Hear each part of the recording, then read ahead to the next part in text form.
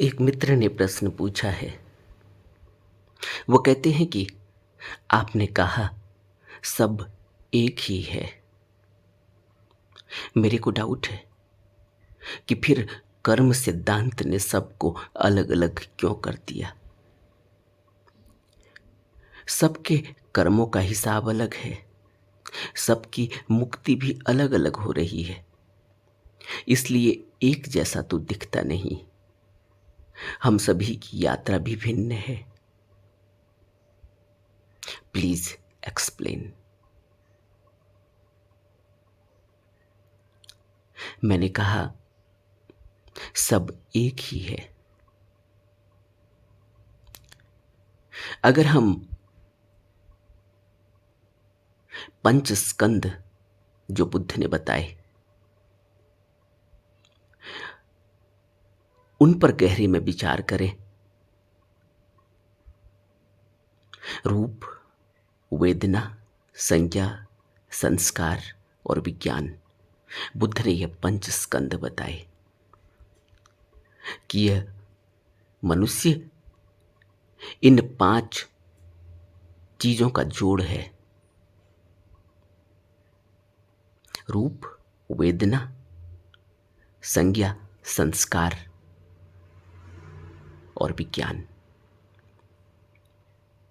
संस्कार अगर उसमें है पहले से,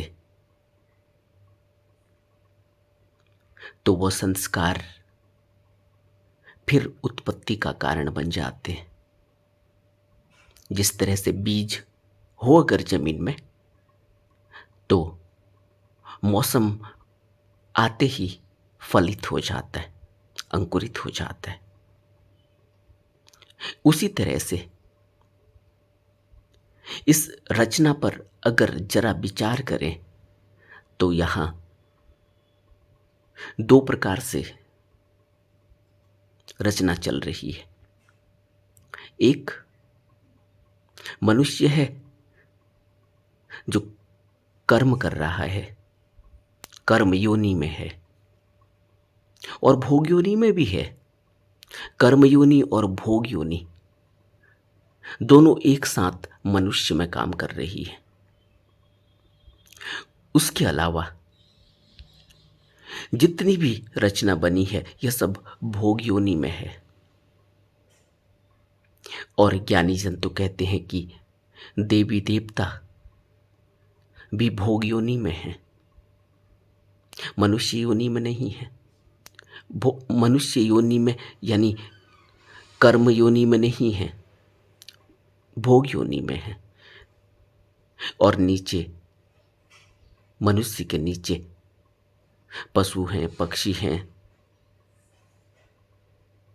जल के जीव हैं, कीड़े मकोड़े पतंगे हैं, घास फूस, पेड़ पौधे हैं। ये सब भोग योनि में। 2 तरीके से इस रचना को बांटा गया, एक जो कर्म योनि और एक दूसरा जो भोग योनि। मनुष्य कर्म योनि और भोग योनि दोनों में है, क्योंकि उसके अंदर भोग योनि भी है, जो उसने संस्कारों के जरिए जो उसके अंदर रेख लगी है, उसका इंक्लिनेशन उस तरह से होता है।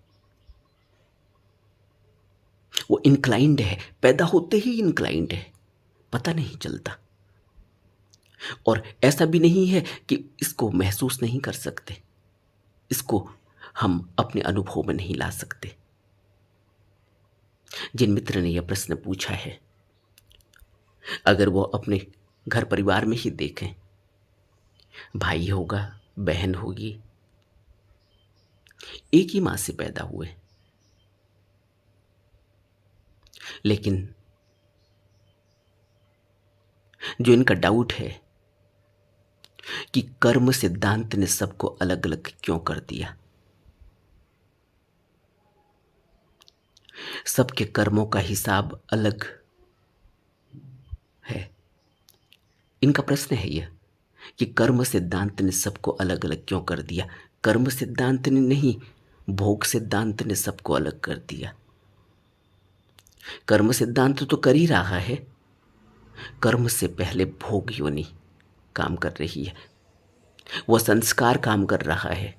संस्कार ही उत्पत्ति का कारण है। अगर संस्कार न हो तो मनुष्य की उत्पत्ति होगी क्यों?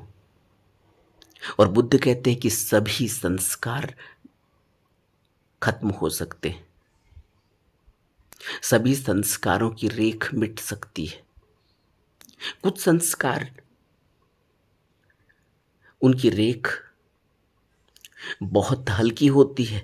बुद्ध ने इसको अलग तरीके से कहा कि अगर पानी में लकीर खींची जाए तो खींचेगी भी नहीं कि उससे पहले मिट जाएगी। संस्कारों के ऊपर बुद्ध ने बात की है कि सभी संस्कारों का खात्मा किया जा सकता है। एक संस्कार इस तरह के होते हैं कि पानी में लकीर खींची, खींचने तक मिट गई, पता भी नहीं चला, यानी संस्कार लगा और लगते ही मिट गया।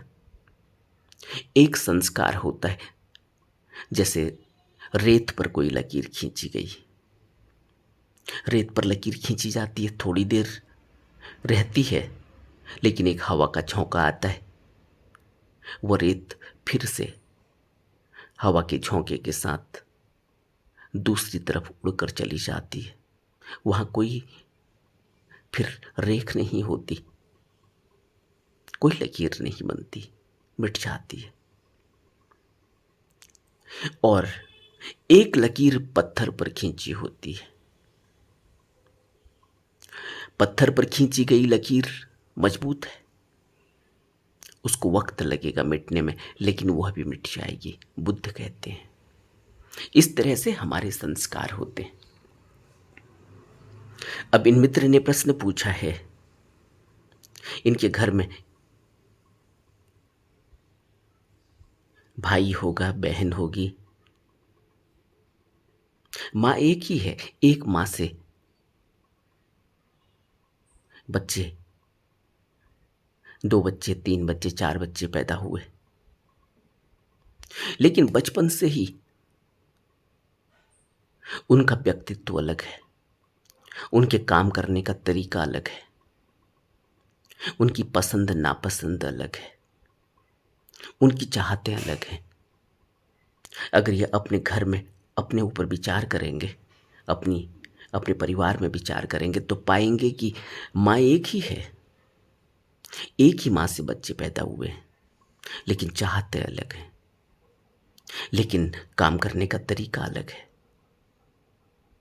विचार अलग है। क्यों?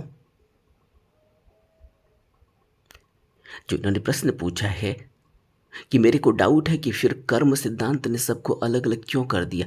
कर्म सिद्धांत ने सबको अलग अलग इसीलिए कर दिया कि संस्कार पुराना है, तभी तो पुनरुत्पत्ति हुई है, तभी पुनर्जन्म हुआ है, तभी दोबारा इस संसार में आने का कारण हुआ। अगर यहाँ कोई पहली बार आए तो फिर ऐसा नहीं होगा, फिर उसके पास चॉइस है, चॉइस उसकी फिर बाहरी इंद्रियों की चॉइस होती है। बाहरी इंद्रियों की चॉइस क्या होती है? आंख से देखता है एक बच्चा, इंद्रियों से देखा, एक चॉइस पैदा हुई। एक फूल दिखा, उस फूल को तोड़ूं या नहीं तोड़ूं, चॉइस है। एक खूबसूरत वस्तु दिखी, इस वस्तु को उठाऊं या नहीं उठाऊं, चॉइस है। हर जगह हमारे पास चॉइस होती है। वहां विवेक काम करता है, क्या अच्छा है क्या बुरा है, चॉइस है हमारे पास। सिगरेट उठाऊं नहीं उठाऊं, शराब पकड़ूं या नहीं पकड़ूं, स्कूल में माँ बाप ने पढ़ने भेजा है, क्लास में बैठूं या बंक मार दूं,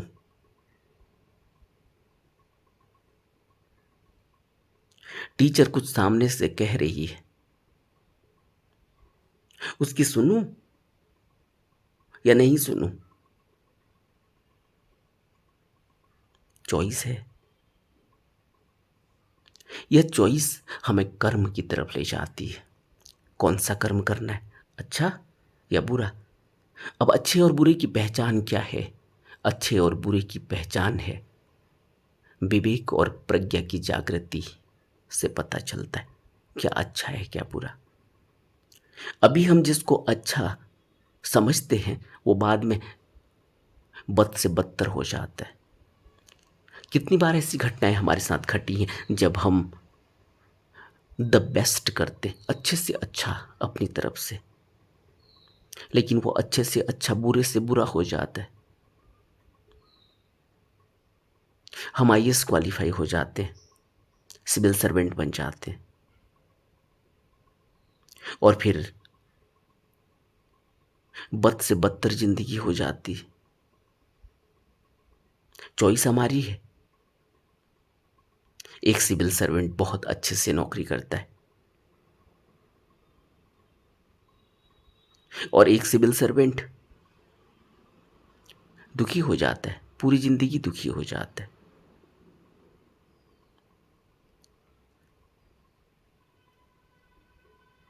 एक आदमी प्राइवेट नौकरी करता है, उसको लगता है कि जो सरकारी नौकरी करता है वो कितने मजे में है। जो सरकारी नौकरी करता है वो कहता है प्राइवेट वाले जो नौकरी करते हैं कितने मजे में है। सबको अपना अपना प्रोफेशन अलग दिखाई देता है। जो बीटेक किया हुआ है उससे लगता है कि एमबीए वाले मजे में है, एमबीए वालों को लगता है कि बीटेक वाले मजे में है, सीए को लगता है कि एडवोकेट मजे में है, एडवोकेट को लगता है कि सीए मजे में है। सब अपने अपने अपने से दूसरे को मजे में देखते हैं। और ये क्या है सब? ये सब एक जो संस्कार पीछे से लगा है, यानी जो पहले से ही भोग योनि में, जो भोगना ही भोगना है। माँ जिसके कोख में पैदा होना है, जिसके कोख से पैदा होना है, जो परिवार मिलना है, जो भाई बहन मिलने हैं, जो रिश्ते नाते मिलने हैं, जो परिवेश मिलना है, जो लालन पालन मिलना है, यह भोग योनि है। यह भोगना ही भोगना है, इससे बचा नहीं जा सकता। ऐसा नहीं कह सकते कि नहीं नहीं, हम तो अपने कर्म के हिसाब से अपना कोख चुनेंगे, अपनी माँ को चुनेंगे, अपने बाप को चुनेंगे। नहीं हो सकता। भोग योनि है। हमने ऐसे संस्कार अपने अंदर अर्जित किए हैं, उन संस्कारों के हिसाब से ही हमारा जन्म होगा, हमारा पालन पोषण होगा, हमें परिवार मिलेगा, हमें लाड़ प्यार मिलेगा, हमें परिवेश मिलेगा, समाज मिलेगा, देश मिलेगा, सभ्यता मिलेगी। यह सब भोग का परिणाम है, यह सब भोग योनि है। यह हमने किया है और यह हमें मिलेगा ही मिलेगा। यहां हमारी कोई चॉइस नहीं। क्या कोई चॉइस है? लेकिन कर्म योनि है, वहां चॉइस है। सिगरेट पी भी सकते हैं और नहीं भी पी सकते, शराब पी भी सकते हैं, नहीं भी पी सकते। कौन सी नौकरी करनी है, कौन सी नहीं करनी है, कर भी सकते हैं, नहीं भी कर सकते। क्या करना है, क्या नहीं करना है, चॉइस है। कर्म सिद्धांत है यह। जो इन्होंने कहा कि कर्म सिद्धांत ने सबको अलग अलग क्यों कर दिया, कर्म सिद्धांत ने तो सबको अलग अलग इसलिए कर दिया, यह कर्म सिद्धांत है क्रियामान कर्म। क्रियामान कर्म जो होता है उसमें तो अलग अलग चॉइसेस हैं। तुम कोई और चॉइस चूज करते हो, मैं कोई और चॉइस चूज करता हूं। आप दो बहनें हैं, एक ही मां से पैदा हुए, एक ही परिवार में पले बड़े हैं, एक ही प्रकार का खाना खा रहे हैं, एक ही मां का दूध पिया है, एक ही तरह की परवरिश चल रही है, लेकिन चॉइस अलग अलग है। आप कहते हो मैं तो कॉर्नेटो आइसक्रीम खाऊंगी, और वो कहती नहीं, मुझे तो नट्स वाली चाहिए, अमेरिकन नट्स। क्यों? फिर चॉइस अलग क्यों हो गई? माँ एक है, बाप एक है, परिवार एक है, पैसे दोनों को बराबर मिल रहे हैं, लाड़ प्यार दोनों को बराबर मिल रहा है, पालन पोषण दोनों का एक सा हो रहा है, स्कूल में पढ़ाई एक सी हो रही है, किताबें एक सी हैं, उसी क्लास से आप गुजर रहे हो, वही क्लास से दूसरा गुजर रहा है। फिर चॉइसेस अलग क्यों हो रही हैं? चॉइसेस के पीछे भोग योनि है, यानी संस्कार है पुराना। वो प्रबल होगा तो उसी प्रकार की चॉइसेस होंगी। एक आदमी की संस्कार भाव भक्ति के हैं, ध्यान साधना के हैं, संतों साधुओं की संगति के हैं, उसकी चॉइसेस वैसे होंगी। और आपके संस्कार क्लब के हैं, पब के हैं, लाइफ में एक्साइटमेंट चाहिए, ग्लिटरिंग चाहिए, एंटरटेनमेंट चाहिए, नाचो गाओ ऐश करो, खुशियां मनाओ, संसार का मजा लूट लो,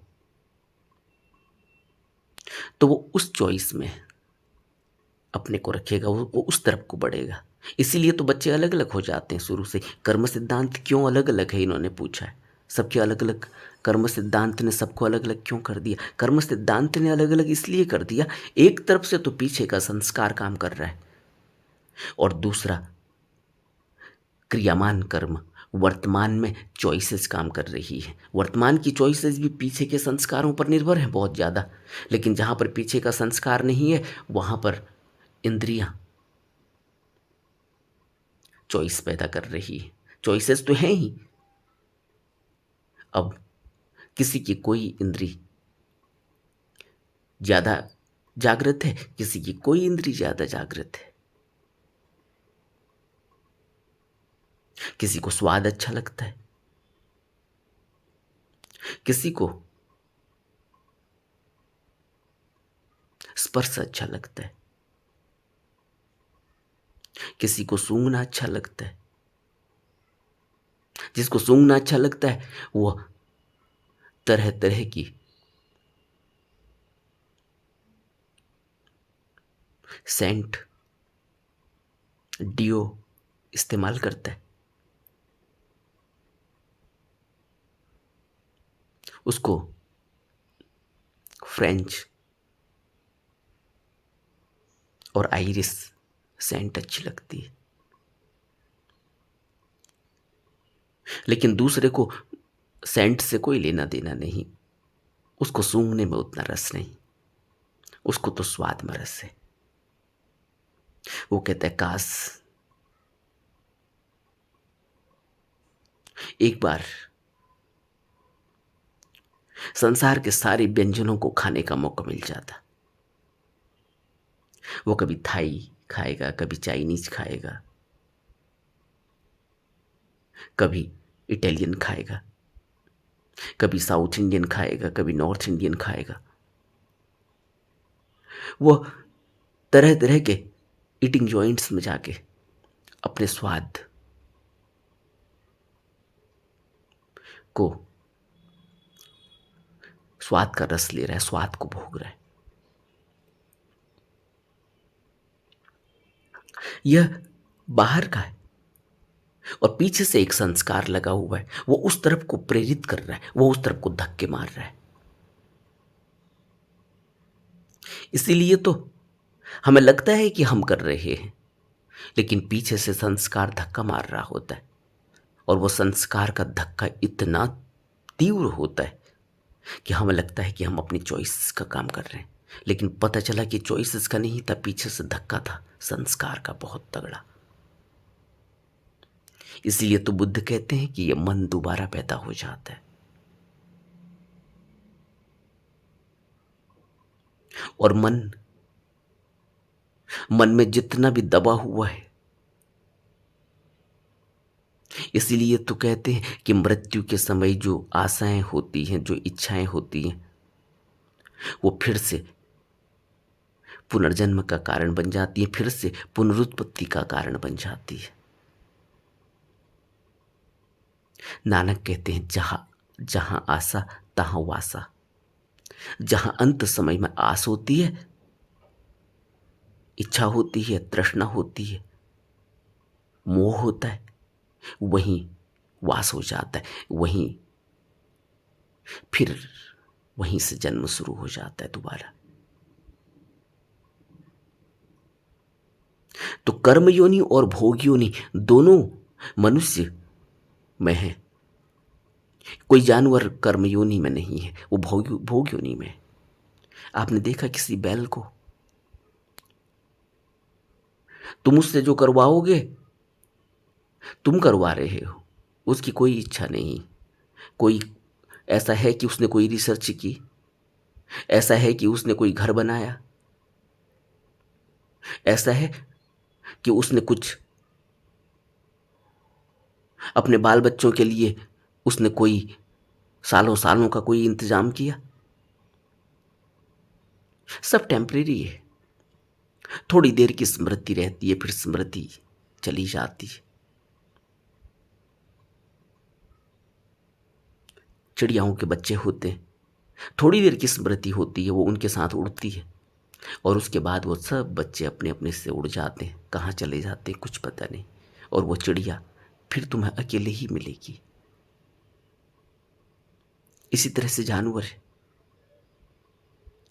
थोड़ी देर की स्मृति है। कहीं बारिश हुई, सर छुपाने के लिए किसी गाड़ी के नीचे चला गया, किसी दरवाजे के नीचे चला गया, किसी छत के नीचे चला गया, किसी पहाड़ के ओट में चला गया, फिर उसके बाद दूसरी जगह चला जाता है। उसका कोई ठिकाना नहीं है इस तरह का। जहां उसको सर छिपाने को जगह मिली, वो वहां चला गया। कोई उसका घर नहीं परमानेंट। सिर्फ मनुष्य परमानेंट की आस लगाए बैठा है। वो परमानेंट कर लेना चाहता है सब कुछ, और यही परमानेंट उसके लोभ, उसके मोह, उसकी आसक्ति का कारण बन जाता है। और इसीलिए ज्ञानियों ने कहा कि सब कुछ इंस्टेंट होता है। ये पहले से सारा जाल बिछा कर रखना, या पहले से पूरी प्लानिंग करके रखना, यह पूरी प्लानिंग तो संस्कारों की है। उसी वजह से वह सब कुछ चल रहा है, लेकिन कुछ भी पूरा नहीं होता, सब अधूरा ही रह जाता है। इसीलिए सब बच्चे अलग हो जाते हैं। माई की है, और एक वक्त आता है कि किसी के किसी से विचार ही नहीं मिलते। इसलिए मैं आपसे कह रहा हूं कि आप अपने घर में देखें, अपने भाई बहनों को देखें। अगर आप शादीशुदा हैं, बाल बच्चों वाले हैं, तो अपने बच्चों को देखें। आपसे ही पैदा हुए हैं, और उसके बावजूद भी क्या काम कर रहा है उनके अंदर? क्या आपकी चॉइसेस थी इस तरह की कि इस तरह का बच्चा होगा?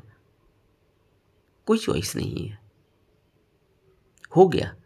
क्या आपकी कोई चॉइस थी कि इस तरह का उसका मुंह होना चाहिए, इस तरह के उसके कान होने चाहिए, इस तरह की उसकी आंख होनी चाहिए? अपने से हम अंदाजा भी नहीं लगा पाएंगे। इसीलिए तो बुद्ध कहते हैं प्रतीत्य समुत्पाद का सिद्धांत। यह इतना जटिल है, हम अंदाजा भी नहीं लगा पाएंगे इसका कि ये कहां से चल रहा है। अनंत श्रृंखला है। लेकिन यहां लगता है कि सब अपना अपना चुन रहे हैं। वो चॉइसेस जो हैं वो पीछे संस्कारों से जुड़ी हुई हैं,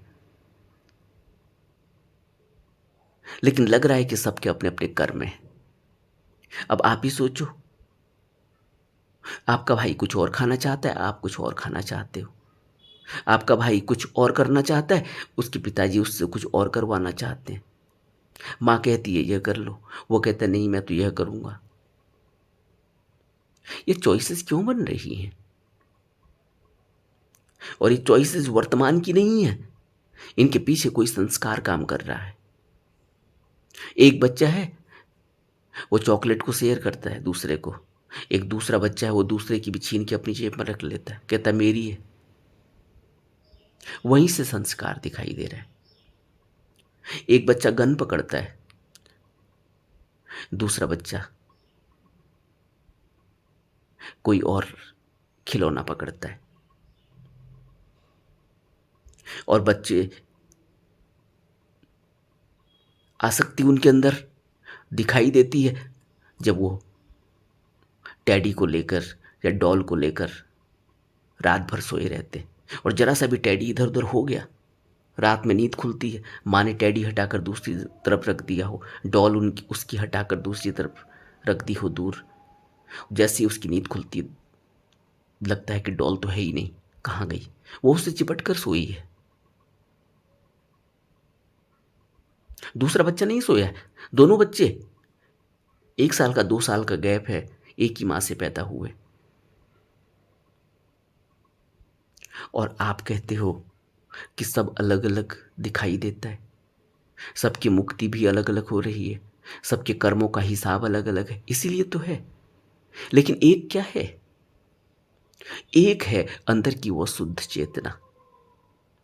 जिस समय हम उस शुद्ध चेतना तक पहुंचेंगे, जिस समय हम अपने अंदर उस प्रकाश को देखेंगे, वहां सब एक ही है। बुद्ध की नजरों में आप में और आपके पति में कोई भेद नहीं है। बुद्ध की नजरों में अम्रपाली वैश्या या मगध नरेश में कोई भेद नहीं है। वो मगध नरेश को भी उसी तरह से ट्रीट करते हैं, उसी तरह से उसका ख्याल रखते हैं जिस तरह से वो अम्रपाली वैश्या का ख्याल रखते हैं, या जिस तरह से वो किसी नाई का या किसी और नीच जाति के लोगों का ख्याल रखते हैं। उन लोगों का जिनको कोई पूछता नहीं, जिनको कोई देखना भी नहीं चाहता, जिनको कोई छूना नहीं चाहता, लेकिन बुद्ध उनको भी गले लगाते हैं। यह बुद्ध ने करके दिखाया है।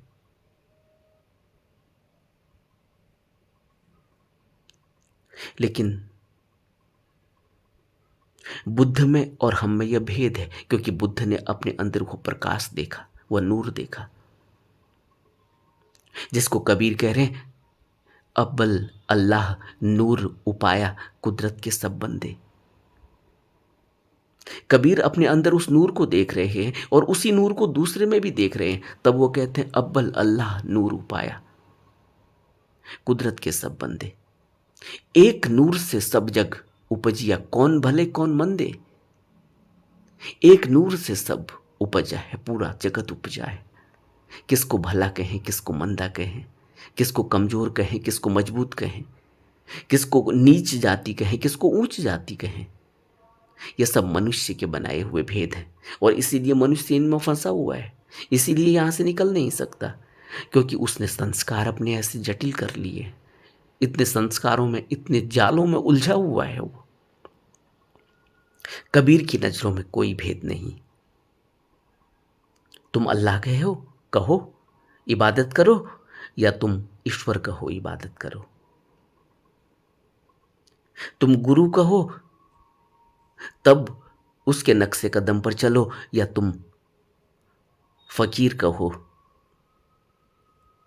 मुर्शिद कहो, तब उसके नक्शे कदम पर चलो। कोई फर्क नहीं। फर्क किसने बनाया? फर्क हमने बनाया, और हम इसी फर्क में फंस गए। अब हमें पता ही नहीं चला कि वह नूर कहाँ चला गया। अब हमें पता ही नहीं चला कि वह एक कौन है। जो इन्होंने प्रश्न की शुरुआत की है कि आपने कहा कि सब एक ही है, मेरे को डाउट है कि फिर कर्म सिद्धांत ने सबको अलग अलग क्यों कर दिया। क्योंकि हमें अभी अपने नूर का पता ही नहीं। बुद्ध को अपने नूर का पता है। बुद्ध ने क्या किसी को अलग कर दिया?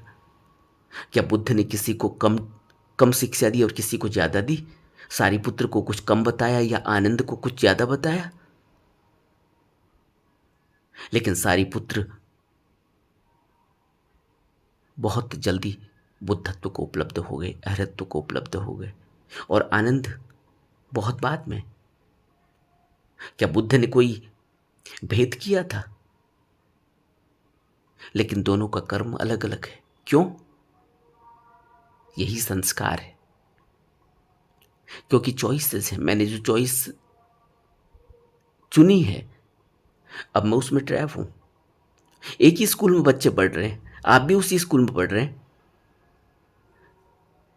समझो कि दो जुड़े हुए बच्चे हैं, एक ही स्कूल में पढ़ रहे हैं, एक ही क्लास में पढ़ रहे हैं, एक ही टीचर से पढ़ रहे हैं, दोनों एक ही क्लास में बैठे हुए हैं। एक को समझ में आता है, दूसरे को समझ में नहीं आता। क्यों? एक ही माँ से पैदा हुए, एक ही तरह का खाना खा रहे हैं, एक ही माँ का दूध पी रहे हैं। फिर क्या हुआ? एक को समझ में आता है, एक को समझ में नहीं आता। एक की चॉइसेस अलग हो रही हैं, दूसरे की चॉइसेस अलग हो रही हैं। क्या हम यह नहीं देखते? एक ही क्लास में बच्चे पढ़ रहे हैं, एक टॉप कर देता है, दूसरा उसको पास होने के लाले पड़े हुए हैं। क्या हुआ? क्या टीचर ने वहां पर से उसको कुछ ज्यादा घोल के डाल दिया और दूसरे को कुछ घोला ही नहीं? टीचर तो सामने है, ब्लैक बोर्ड के सामने है, और 40 बच्चे बैठे हुए हैं क्लास में। सबको वही बात बताई जा रही है, सब सुन रहे हैं कान से। लेकिन एक कान से सुनता है, उसको सुनाई पड़ रहा है, उसके अंदर वो भी बात बैठ जा रही है, स्कैन हो जा रही है, और दूसरे के कानों में भी वो बात पड़ रही है, लेकिन उसके अंदर ही नहीं जा रहा है। अब कौन जिम्मेवार है? क्या टीचर जिम्मेवार है? क्या टीचर का कर्म जिम्मेवार है, या इन बच्चों का कर्म जिम्मेवार है? पीछे का संस्कार ऐसा है, वह संस्कार प्रबल हो जाता है। अगर मन टिका ही नहीं है, अगर मन में पहले से ही इतनी वाइब्रेशन थी, तो फिर वो बच्चा जब पैदा होगा तो उसी वाइब्रेशन के साथ ही होगा। जहां आशा तहां वासा। संतों की शिक्षा बिल्कुल ही साफ है, हम कभी समझ नहीं पाते क्योंकि हमारा वो दायरा ही नहीं खुला, क्योंकि हमने अभी उसकी जरूरत को ही महसूस नहीं किया, क्योंकि अभी हमारे लिए वो प्रायोरिटी नहीं है। क्यों हमारी वो प्रायोरिटी नहीं है? क्योंकि संस्कार ही कुछ ऐसा लगा हुआ है। संस्कार में तो प्रायोरिटी कुछ और है। क्या हमारी चॉइस नहीं है कि हमें भोग करना है, काम वासना में जाना है या नहीं जाना? बुद्ध ने क्यों कहा कि एक भिक्षु को, एक साधु को काम से, भोग से बचना चाहिए? क्यों? क्योंकि काम से, भोग से संसार का निर्माण होगा, और वहीं से फिर सारी उत्पत्ति है। इसलिए बुद्ध ने अपने साधुओं को, अपने भिक्षुओं को मैथुनचर्य न करने की सलाह दी। लेकिन उसके बावजूद भी कोई करे तो अब बुद्ध लाठी लेकर तो किसी पर नजर बनाकर खड़े नहीं हैं, किसी की पहरेदारी नहीं कर रहे। चॉइस है, उस चॉइस का इस्तेमाल करो, फंसो, उस चॉइस का इस्तेमाल न करो। इसीलिए तो गुरु की आवश्यकता है। लेकिन गुरु की आवश्यकता भी क्या करेगी जब हमने चॉइस ही हमारी बन रही है अब तक, और हमने चुनना ही चुनना है, तो फिर परिणाम भी हमें ही भुगतना होगा। और बुद्ध हमसे क्या कह रहे हैं? तुम कुशल कर्म करो और अपनी चॉइस को हटा दो कि मैंने यह कुशल कर्म किया, मैंने यह पुण्य कर्म किया है, मुझे इसका फल मिलना चाहिए। चॉइस है यह। अगर फल नहीं मिलता तो फिर मैं नहीं करूँगा। इस चॉइस से अगर मैं कुछ भी कर रहा हूँ तो फिर मैं बंधन में फंस ही जाऊँगा। फिर वो संस्कार मुझ पर लग ही जाने वाला है, आज नहीं तो कल। पहले तो शुरू शुरू में मैं कहूँगा कि मैं सेवा कर रहा हूँ, मैं सेवा कर रहा हूँ, और कुछ ही दिनों में वो सेवा सब जाती रहेगी और मेरी चॉइस हावी हो जाएगी। फिर मैं कहूँगा कि इस सेवा करने का फ़ायदा क्या, मुझे तो पीड़ा ही मिल रही है। वो पीड़ा देख रहा है, सेवा करने में पीड़ा मिल रही है या सुख मिल रहा है। और बुद्ध कह रहे हैं कि अगर तुम पीड़ा देख रहे हो, अगर तुम दुख देख रहे हो, अगर तुम सुख देख रहे हो, अगर तुम हानि और लाभ देख रहे हो, तो फिर कोई सेवा नहीं हो रही, फिर कोई पुण्य कर्म नहीं हो रहा है। इसलिए बुद्ध का स्टेटमेंट है कि भिक्षु जो भी कर्म करता है वह लोक हित के लिए करता है, उसका अपना स्वार्थ नहीं होता। हम समझ ही नहीं पाते, हम इतनी गहराई में जा ही नहीं पाते, क्योंकि हम कर कुछ और रहे हैं, करना कुछ और चाहते हैं, क्योंकि संस्कार पीछे से ऐसा लगा हुआ है, वो धक्के मार रहा है। अब कैसे यह संस्कार मिटेगा? अब अगला प्रश्न यही आएगा, फिर संस्कार यह कैसे मिटेगा? संस्कार मिटेगा इसीलिए तो बुद्ध शुरुआत में ही कहते हैं बुद्धम शरणम गच्छामि। सबसे पहले तो तुम शरण लो, तुम स्वीकार करो, तुम सरेंडर करो कि हाँ ऐसा है। अगर तुम सरेंडर ही नहीं कर पाओ, अगर तुम्हारे अंदर डाउट ही है, तो फिर सरेंडर नहीं हो पाएगा। अगर अभी भी यही डाउट है, अभी कुछ दिनों पहले एक मित्र ने कमेंट किया था, प्रश्न पूछा था कि सारे गुरु ऐसे ही दिखते हैं, तुम्हारे अंदर डाउट ही है तो तुम गुरु तक पहुंचोगे कैसे? गुरु तो आदमी की तरह दिखेगा, तुम्हें तो बुद्ध भी सामने अगर आ जाए तो तुम बुद्ध को क्या पहचानोगे? क्योंकि तुम कहोगे कि मैं हैंडसम, देखो कितना, और ये बुद्ध देखो कैसे चल रहे हैं, इनके पाँव में चप्पल है, वो भी पुरानी चप्पल, इनके कपड़े देखो, और ये कोई भी बात पर इतना ध्यान नहीं दे रहे हैं। मैं इनसे कुछ कह रहा हूं, ये सुन भी नहीं रहे, ये कुछ बोलते भी नहीं। और बुद्ध ने तो अपनी एक ग्लैंस, यानी एक, जिसको कहते हैं कि एक झलक, उस एक झलक में उसके न जाने कितने संस्कारों को, उसके न जाने कितने जन्मों को पीछे जाकर देख लिया है। लेकिन उसे लगता है कि बुद्ध ने तो उसकी तरफ देखा ही नहीं। यह बुद्ध कैसा होगा? सीधा साधा, सरल, साधारण आदमी, कपड़े इसके ऐसे, चप्पलें इसकी ऐसी, न कोई गाड़ी, न कोई साथ में कोई सेवा करने वाले लोग, न कोई चमक धमक। ये बुद्ध कहाँ होगा, ये कोई गुरु कहाँ होगा? क्यों? क्योंकि हमारी सोच ऐसी हो गई है, हमारा देखने का तरीका ऐसा हो गया, हमारी संस्कार, सभ्यता, पढ़ाई लिखाई इस तरह की है, तो हमें क्या दिखाई देगा? अभी हमें कुछ नहीं दिखाई देगा, अभी हम गुरु भी नहीं खोज सकते, हमें गुरु दिखेगा कैसे? हमें तो गुरु वही दिख रहा है, समाचार पत्रों में आया कि यह गुरु ने यह कर दिया, यह गुरु किसी लड़की को लेकर भागा कर ले गया, इस गुरु ने इतना गबन कर दिया, इस गुरु ने यह कर दिया। हमें लगता है कि देखो यही चल रहा है सब कुछ। स्कूलों में भी तो ये सब कुछ हो रहा है। स्कूलों में भी बच्चे सिगरेट पी रहे हैं, शराब पी रहे हैं, स्कूलों में भी बच्चे बंक कर रहे हैं, स्कूलों में भी बच्चे फेल हो रहे हैं, स्कूलों में भी कुछ और भी अब्यूज हो रहा है। तो क्या हम बच्चों को स्कूल नहीं भेजते? क्या हम ये कहते हैं कि यही हो रहा है, छोड़ो बच्चों को क्या स्कूल भेजना? हम कभी लॉजिकली सोचते ही नहीं कि हमारे अंदर क्या चल रहा है, हम क्या कह रहे हैं, हम क्या बोल रहे हैं।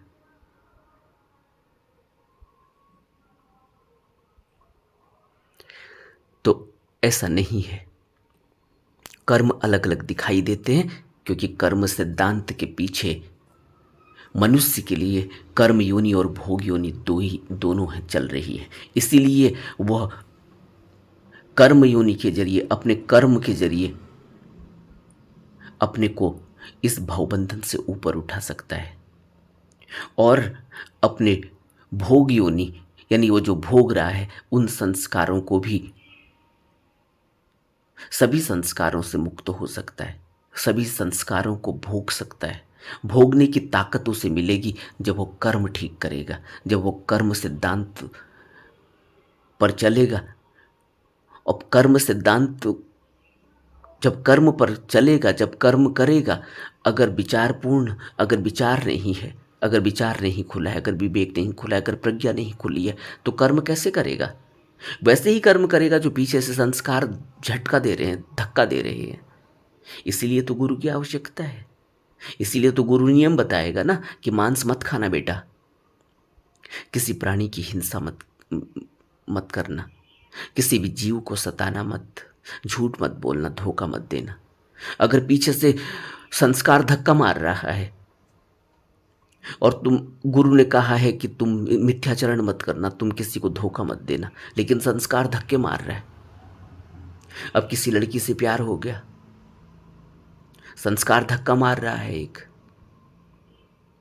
शरीर की भी अपनी आवश्यकता है, केमिकल रिएक्शन बॉडी में चल रहे हैं, हार्मोनल चेंजेस चल रहे हैं। अस्तित्व इस तरह से, कुदरत इस तरह से बन रही है, उसने, कुदरत ने इस तरह से डिजाइन किया हुआ है, तो एक धक्का लग रहा है। लेकिन अगर संस्कार हावी है, अगर वहां विचार, विवेक, प्रज्ञा नहीं जगी, नहीं खुली हुई है, अगर वहां कोई गुरु ने के बताए हुए नियम, अनुशासन, संयम, विनय नहीं है, अंदर संस्कारों में लगे हुए, बैठे हुए, तो मनुष्य पशुवत हो जाएगा। और ऐसे पशुवत लोगों की कहानियां रोज तुम समाचार पत्रों में, अखबारों में, टेलीविजनों में पढ़ते हो, देखते हो, कानों से सुनते हो।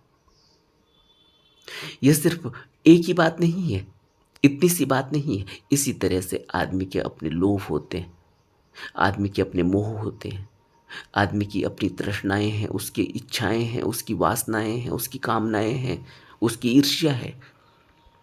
यह सब पीछे से धक्का मारती है। और अगर किसी गुरु की शरण ली हो तो फिर उसके अंदर एक विचार तो उठेगा ही कि गुरु ने कहा है यह मत करना। वह संस्कार जो उठा था वो धूमिल हो जाएगा, कमजोर पड़ जाएगा। लेकिन अगर गुरु की कोई मान्यता ही नहीं है, गुरु का क्या लेना देना, हम तो मंदिर जाते ही हैं, मंदिर में कोई पूछने वाला तो है नहीं, गुरु की आंख में तो झांकना होगा। गुरु अगर आंख में झांक लेगा तो फिर गर्दन नीची हो जाएगी अगर कुछ गलत किया है। और मंदिर में जाकर कौन देख रहा है? मूर्ति है, हमें पता ही है कुछ बोलेगी नहीं, तो वहां जाकर कान पकड़ के माफी भी मांग लो, नाक भी रगड़ लो, फिर बाहर आ जाओ, फिर वही करो। क्योंकि गुरु तो प्रश्न पूछेगा, गुरु तो संघ के आगे खड़ा कर देगा। गुरु तो कहेगा कि कुछ गलत किया है तो स्वीकार करो, प्रायश्चित करो। अब मंदिर में जाकर कोई मूर्ति तो कहेगी नहीं, इसलिए आसान है, इसलिए मुश्किल हो जाता है गुरु की शरण लेना। तो जो इन मित्र ने प्रश्न पूछा है, इसका यह बहुत डिटेल में मैंने इसको कहा है। अब इन्होंने प्रश्न में कहा आगे कि सबकी मुक्ति भी अलग अलग हो रही है। हमें लग रहा है अलग अलग हो रही है, मुक्ति तो एक ही तरीके से होती है। अंदर प्रकाश दिखाई दिया, अंदर वो रास्ता दिखाई दिया, सारे संस्कार शून्य हो गए, सारी इच्छाएं, वासनाएं, कामनाएं सब धूमिल हो गई, सबका प्रहाण हो गया। आदमी कमलवत हो जाता है, बुद्धत्व उपलब्ध हो जाता है, बुद्ध की तरह हो जाता है। न सुख में कोई उसकी इच्छा है, न दुख में उसकी कोई इच्छा है, न दुख से उसको कुछ लेना देना, न सुख से उसको कुछ लेना देना। हमें जरूर लगेगा, हमें लग रहा है कि मुक्ति अलग अलग है, हमें लग रहा है कि कोई आदमी 3 महीने से बीमार पड़ा हुआ है। बुद्ध भी तो बीमार हुए थे, यही तो प्रश्न पूछा जाता है कि बुद्ध तो बुद्ध हैं, उनको भी इतनी बीमारी क्यों आ जाती है? रामकृष्ण को कैंसर क्यों हो जाता है? कृष्णमूर्ति को कैंसर क्यों हो जाता है, और न जाने कितने बुद्ध पुरुष हुए, उनको तरह तरह के कष्ट हुए। अब हमें वो कष्ट दिखाई देते क्योंकि हमारी संसारी बुद्धि है, हमारी संसारी दृष्टि है। हम सोचते हैं कि अरे इतने कष्ट में आदमी कैसे, यह कैसा गुरु इतने कष्ट में जी रहा है। हमें कष्ट दिख रहा है, वो थोड़ी कष्ट में है, वो तो कमलवत, वो तो ऊपर है, वो तो सुख दुख में है ही नहीं। हमें दिख रहा है क्यों? क्योंकि हमें तो मच्छर भी काट ले तो हमें बड़ी पीड़ा हो जाती है, हम मच्छर का भी इंतजाम कर रहे हैं। हमें लगेगा कि मच्छर से भी कहीं मृत्यु ना हो जाए, और हो भी जाती है। अब और डर लग गया कि मृत्यु भी हो रही है मच्छर से। और बुद्ध जंगलों में हैं, बेघर हैं। तो इस तरह से मुक्ति हमें अलग अलग दिखाई दे रही है। मुक्ति अलग अलग नहीं, मुक्ति का तो तरीका भी एक ही है, और मुक्ति होगी भी एक जैसी ही। मुक्ति का अर्थ है कि अंदर ज्ञान का उदय हो जाना, ज्ञान रूपी प्रकाश का उदय हो जाना। अभी आंख बंद करते हैं तो क्या प्रकाश दिखाई देता है? जिस दिन प्रकाश दिखाई देगा उस दिन पता चलेगा कि मुक्ति अलग अलग है या एक है। अभी पता नहीं चलेगा। अभी तो यही दिखेगा कि रामकृष्ण को तो कैंसर हो गया, खाना भी नहीं खा पा रहे।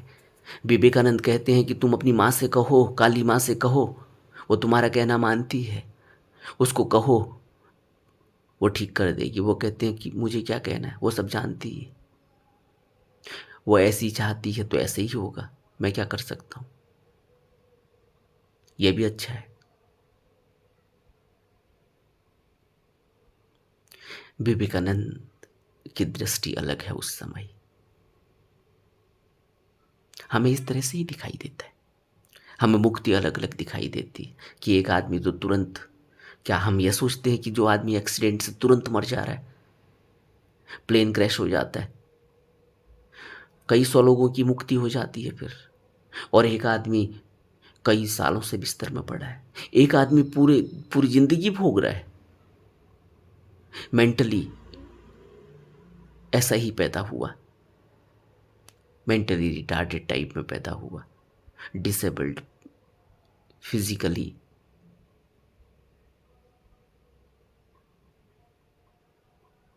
इस तरह से पैदा हुआ, लेकिन पूरी जिंदगी अपना जीवन जीता है, सब काम भी करता है। हमें लगेगा कि उसकी मुक्ति कितनी कठिन है, उसको कितना पेन है, कितना दुख है। हमें दिखाई देता है ऐसा, लेकिन वह अपने किए हुए को पूरा कर रहा है, और बहुत जल्दी ही वह वहां से बाहर निकल आएगा। क्योंकि हमने जो किया है वो तो हमने, उसका परिणाम तो हमें भोगना ही होगा। अगर हम किसी को गाली देंगे तो हमें उसके रिएक्शन को सहन करना ही होगा, और अगर हम किसी से प्यार करेंगे तो उसका भी जो रिएक्शन आएगा हमें वह भी सहन करना होगा। तकलीफ दोनों से ही होनी है, क्योंकि अंत में तो दुख ही मिलना है।